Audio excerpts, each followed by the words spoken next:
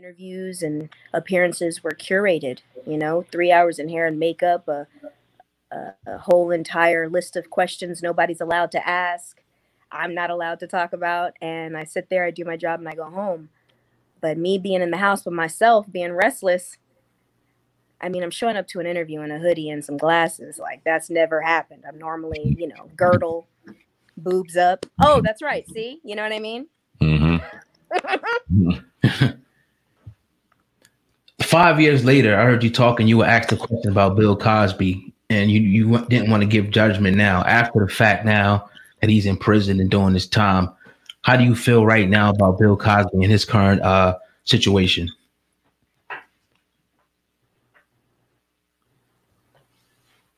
Justice to a man who put me in the game. I'm torn. I'm sad and in debt. I mean, if it wasn't for him, I wouldn't be where I was today. And if it wasn't for him, depression wouldn't be rampant through many females' minds right now. So he's, Yeah, I think a lot of people, what he represented, what that show represented, and in the age of now, us seeing all these, the black images and female images doing all this ratchet stuff. It represented success. It represented that, yeah, you don't have to become a stripper. You could become, a president or a doctor. And I just think that, it's a travesty, what happened. We had a lot of different discussions on the show. And, I just try to take the good with the bad with that situation. But I definitely appreciate you for answering that question. I just want to say this, too. I think it's this is not about Bill Cosby and what happened and why he's in jail. This is about people in star positions that we look to. Sometimes it's unfair because the character that they've played in front of your face for so long, or the watcher has attached that personality to that person. And that's not the case.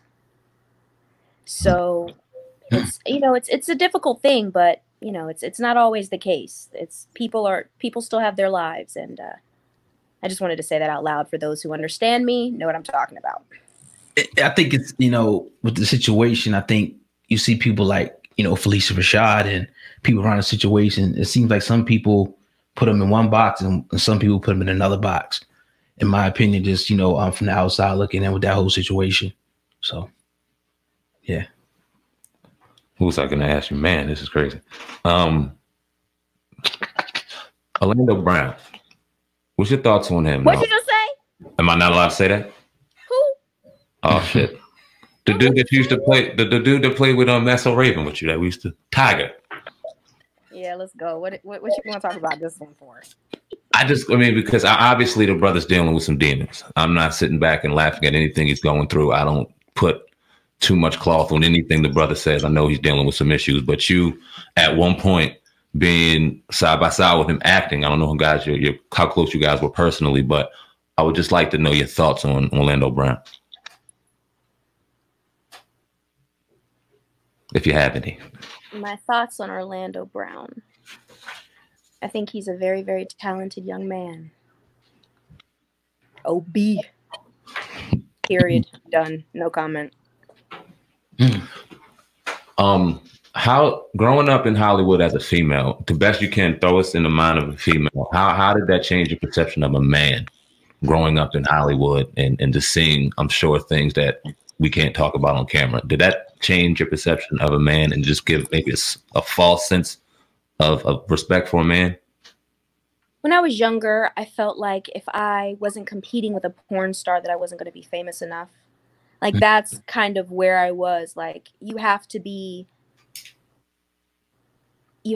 just, the good girl that they teach you to be is not who they look for in entertainment.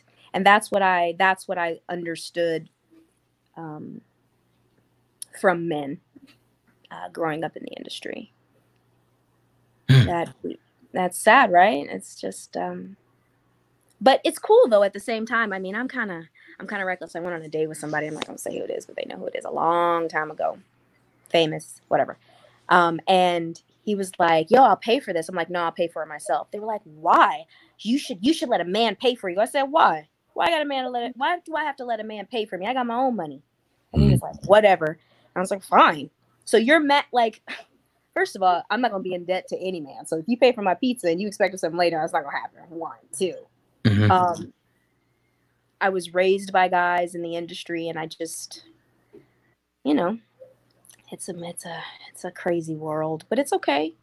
Shit's changing. It's gonna switch up one day, and eventually somebody would love to see a woman play a piano, a guitar, and the drums.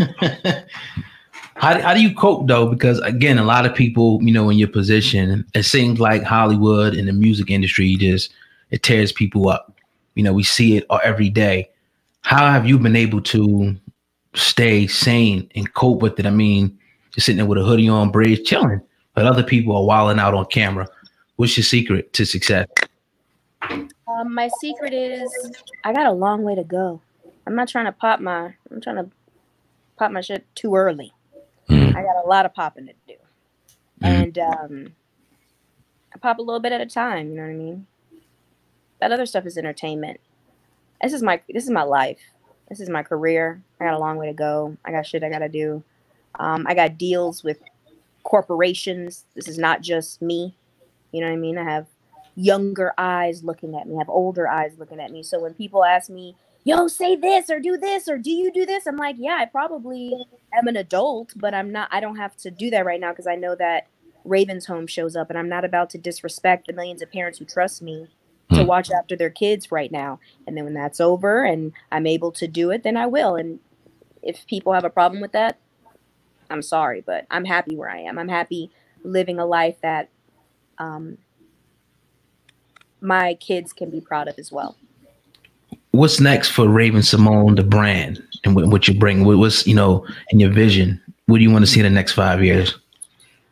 Next 5 years, I got a couple deals I'm closing right now, but I'm going on tour. I really am going to take this Corona time and the fact that I had to share my home, myself, my real moment, not just that one girl you see on TV all the time, and just live in my truth for a while.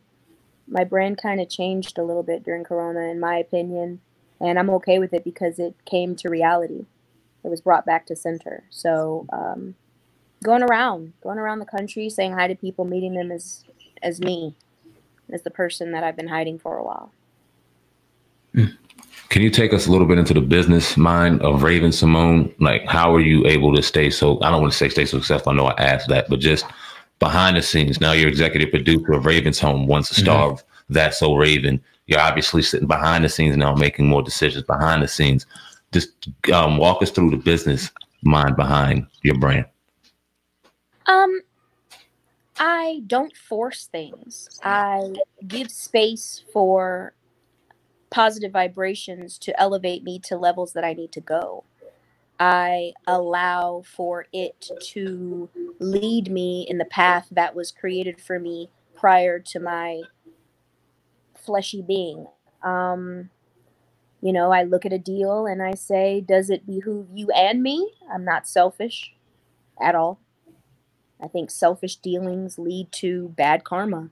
And while an unselfish deal might take longer to reach that price point, I know my soul is taken care of, and I can wake up the next morning and feel okay. So I take care in the things I say yes to. I take care in the things I say no to. And I work with people. I listen because I don't know everything. I've been in one profession for a really long time, which was the acting side of it. So while I'm transitioning into other sides, I take care to listen. But I also know my worth. I would like to ask you who are some of your influences right now in life, and maybe if they're in Hollywood, people that you look up to. Did you have a mentor at some point? Could you speak on that? I do. Christina Speakman is a mentor of mine. Gary Marsh is an amazing human that I admire all the time. Debbie Allen, huge mentor of mine. Goodness gracious, my mom, the fact that she's just still pushing with me, that shit's crazy. And my guys, Black Castle, Austin Brown and Brian London. I admire my friends because we grew up in the same city. We grew up around the same people, and only a few of us are still talking. And the other ones, we're like, whoa, look, trust me, we're all everywhere. I'm a part of the generation with Megan Good and Jussie and that whole world. So just to see us all, it's like, wow, we really grew up together, and we're all still doing the damn thing. So it's really cool. My last question would be to you: what's the best advice or something that stuck with you throughout your journey that you were just like, man, thank you for saying that to me. I appreciate it.